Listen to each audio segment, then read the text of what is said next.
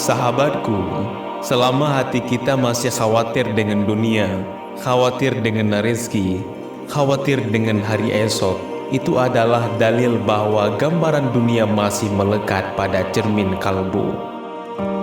Tidak ada perintah dalam Al-Quran untuk mencari rezeki sebanyak-banyaknya. Sebaliknya, berinvestasilah dengan iman dan amal yang saleh, maka baginya hayatut thayyibah, yaitu kehidupan yang baik. Qanaah atau merasa cukup menerima apa yang Allah anugerahkan hari ini adalah sebuah ahwal yang baik. Orang qanaah pasti akan jernih hatinya.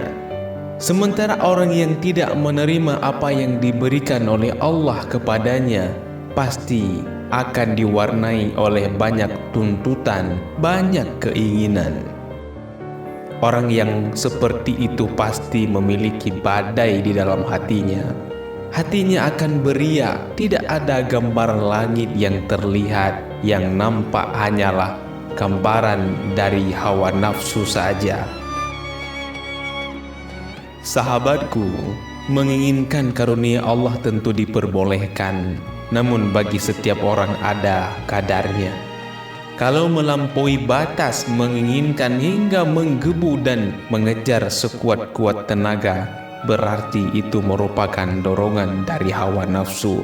Kita harus belajar dari ridha dengan qadanya, karena ridha dengan ketetapan Allah adalah sumber kebaikan.